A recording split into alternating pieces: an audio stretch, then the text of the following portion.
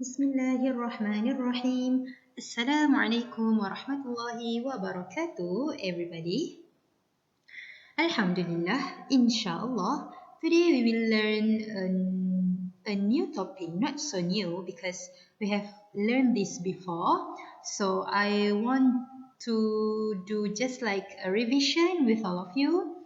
Okay, the title is greetings. Okay, greetings in bahasa Melayu we call as ucapan ataupun sapaan. Alright, so are you ready? Alright, let's start.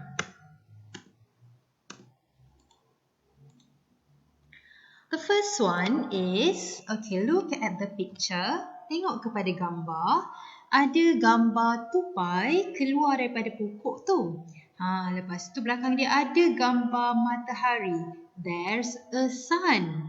Okay? So, look at the picture. Dia tulis, good morning. Good morning bermaksud, apa dia good morning? What is good morning? Good morning bermaksud selamat pagi. Okey? Selamat pagi dalam bahasa Inggeris ialah good morning. The next one. Look at the picture. There's a sun there. Ada matahari dekat atas ni. Nampak macam tengah terik sangat matahari tu. Sampai matahari tu kena minum air. Panas sangat agaknya. Okay? Let's read together. Good afternoon. Good afternoon. What is good afternoon? Okay, good afternoon is selamat tengah hari. Kalau kita jumpa kawan-kawan kita kan, waktu kita makan tengah hari, waktu kita lunch, kita jumpa, kita nak menyapa mereka, nak say hi to them, kita akan cakap good afternoon. Maksudnya selamat tengah hari. Tengah hari ni waktu matahari terik atas kepala kita. Tengah panas tu. The next one. Good night. Okay. What is good night? There's a moon. There are some stars here. Okay. Waktu malam ada bulan, ada matahari pula.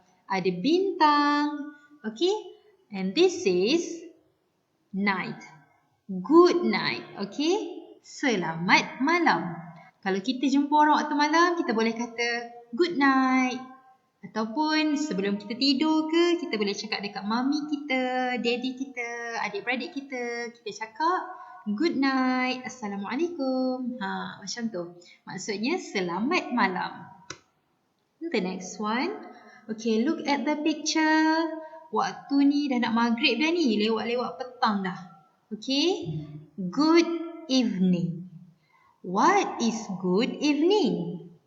Kita dah belajar dah ni. Good evening maksudnya adalah selamat petang.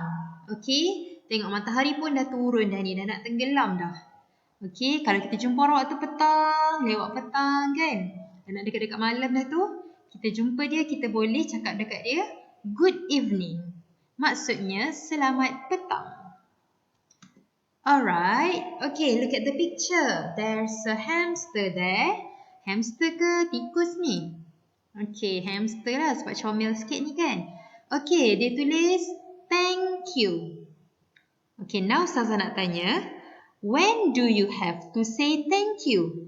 Bila kita kena cakap thank you? Sepanjang masa ke atau waktu-waktu tertentu saja? Alright, let's see. Okay, kalau orang bagi kita pertolongan, orang bantu kita, orang bagi hadiah kat kita, kemudian contohnya atuk kita bagi duit raya kat kita, kawan kita bagi hadiah pensel kat kita, mak kita belikan kita kek, berikan kita mainan, okay? Lepas je kita dapat hadiah apa semua tu, kita kena cakap terima kasih. Terima kasih ni maksudnya kita hargai apa yang dia bagi. Kita hargai apa yang dia tolong. Okay? So, terima kasih dalam bahasa Inggeris apa dia? Yes, very good. Thank you. Okay? We should say thank you. Kalau ada orang tolong kita, ada orang bantu kita, kita kena cakap thank you. Alright? And And the next one, okay. After someone says thank you, you have to say you are welcome. Maksud you are welcome ni adalah sama-sama. Okay.